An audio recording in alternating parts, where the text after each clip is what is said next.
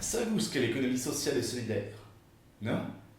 C'était prévisible, mais non, pas pour autant vous laisser dans l'ignorance.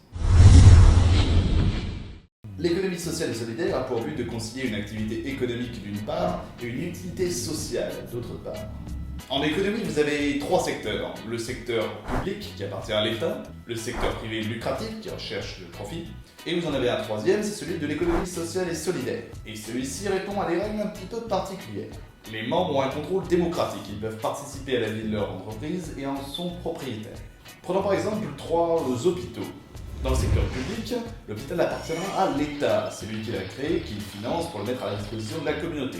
Dans toutes les décisions, ce sera lui qui tranchera. Dans le secteur privé lucratif, l'hôpital appartient aux actionnaires. Il se finance grâce à une somme qu'on appelle le capital. Le capital est fourni par les actionnaires au moment où ils achètent des actions. Et au moment de prendre des décisions au sein de l'entreprise, eh bien, ce sera le plus riche qui l'emporte. Lors du conseil d'administration, une voix égale une action achetée. Ce qui veut dire que la personne qui aura acheté plein d'actions et qui donc aura investi beaucoup d'argent dans l'entreprise, on écoutera son avis avec un petit peu plus d'attention que la personne qui n'a acheté qu'une ou deux actions. Et dans l'économie sociale et solidaire, l'hôpital appartient à tous les membres.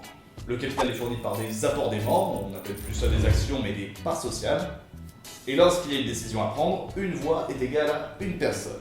Ce qui veut dire que même si tu n'as investi que 20 € dans l'entreprise, tu auras le même pouvoir décisionnaire que ton copain qui en aura investi 2 millions. Ce qui est plutôt rare. Vous voyez qu'on a deux façons de penser un peu opposées. Chez les uns, ce sera plutôt l'argent le moteur principal. Chez les autres, ce sera les personnes. Dans l'économie sociale et solidaire, c'est le service aux membres qui compte plus que le profit.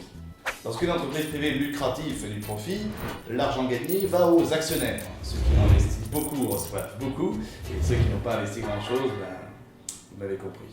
Et une fois que l'actionnaire a reçu sa part, son dividende, eh bien l'argent est sorti de la structure. Il ne profite plus à la collectivité, il ne profite plus aux membres. Dans l'économie sociale et solidaire, lorsque l'entreprise fait des profits, eh bien l'argent reste dans la structure.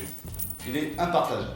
On va l'utiliser pour améliorer l'entreprise ou pour faire des réserves, tout simplement. Les profits sont là en fait uniquement pour soutenir le service aux membres. Et dans une entreprise publique, eh bien on ne fait pas de profit. C'est un peu le principe du public. Les structures de l'ESS sont généralement des associations, des coopératives, des mutuelles ou même des fondations. Et on peut y faire même tous les métiers possibles, même si c'est vrai que certaines activités seront plus ou moins bien adaptées à ce secteur. Il peut y avoir une chaîne de supermarchés, des assurances, des écoles. Et dans tous les cas, les banques sont propriétaires de la structure, ils ont un pouvoir démocratique et les profits générés sont impartageables et profitent à la communauté. En France, l'économie sociale et solidaire représente 10% de l'emploi. C'est une économie à la portée de tous et où chacun peut s'impliquer dans sa structure. Voilà, cette première vidéo consacrée à l'économie sociale et solidaire est à présent terminée. Il ne vous reste plus qu'à vous abonner à la chaîne et à regarder toutes les autres vidéos si vous souhaitez en savoir plus. Sur ce, moi je vous laisse.